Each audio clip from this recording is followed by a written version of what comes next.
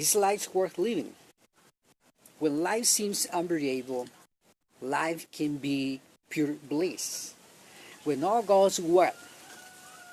But what if circumstances make your life seem unbearable?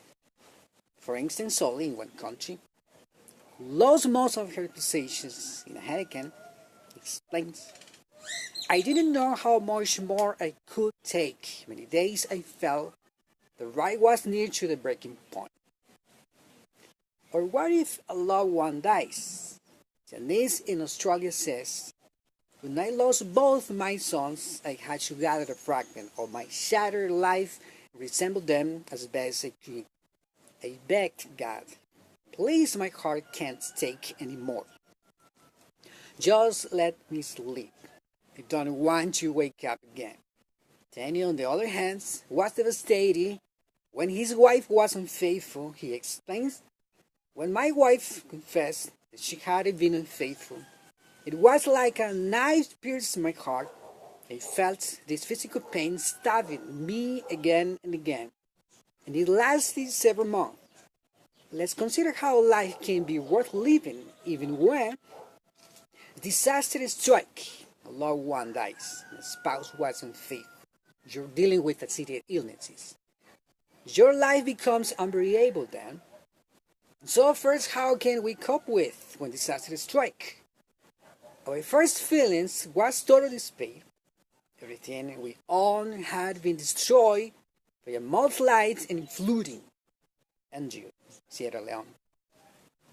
After the hurricane, we returned to our home. Nothing was left. We were speechless.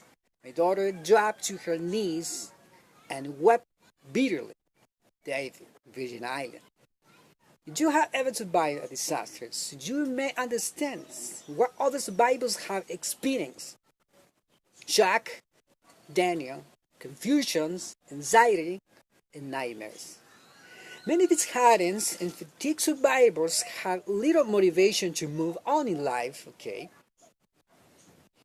If your life has been devastated by the disaster, you too may feel that you are near the breaking point.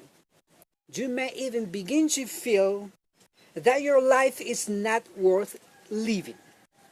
However, the Bible explains that your life is worth living and that you can have a firm basis for hope and a better future, you know.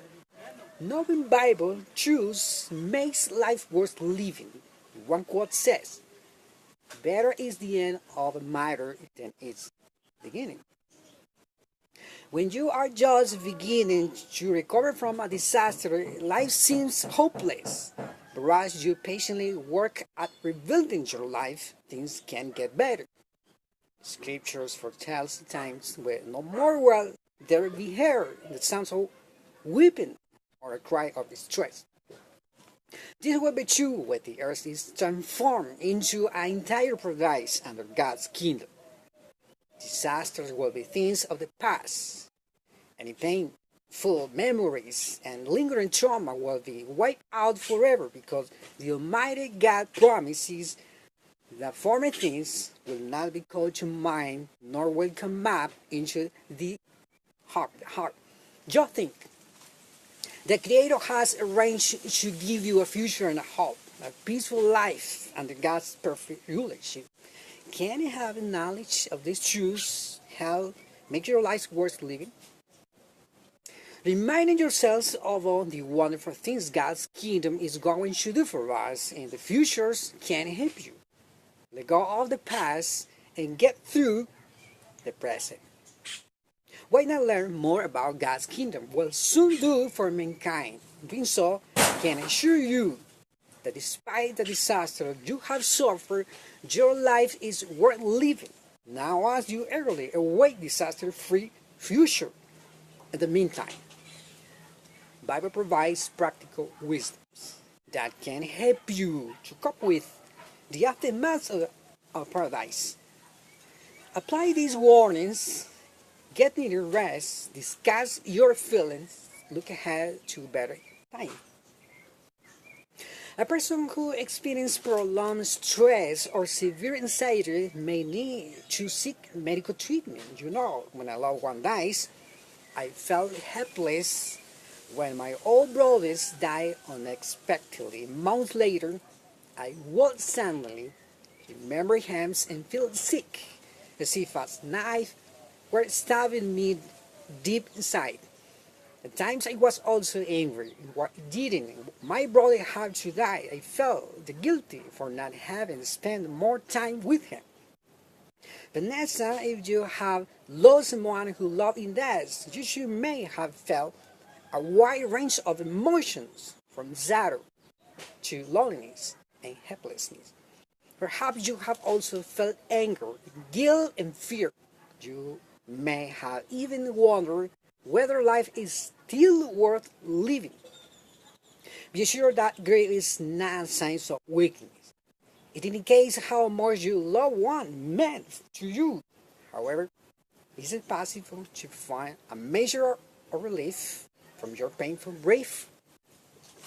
While your pain can seem unending, you may find the following suggestions. Allow yourselves time to grieve.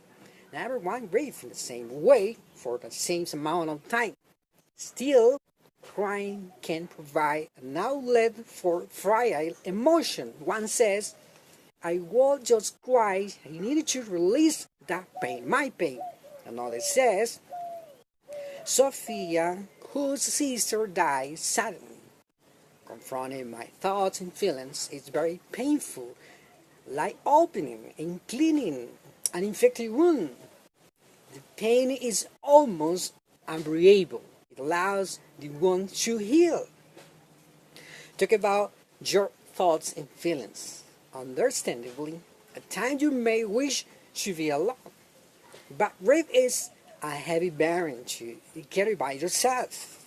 17 years old Yader, who lost his father, recalls, I talked about my emotions with others. I thought I made more sense, but it was good just to be able to express myself, accept help. One doctor says, the bereaved who allow friends and relatives to help them through the initial period of shock tend to continue to move with some ease through different phases of grief. Later, friends know what they can do to help the likely one, but might not know how. Draw close to God. Remember, while the avoid you feel your heart may not disappear, life is still worth living now.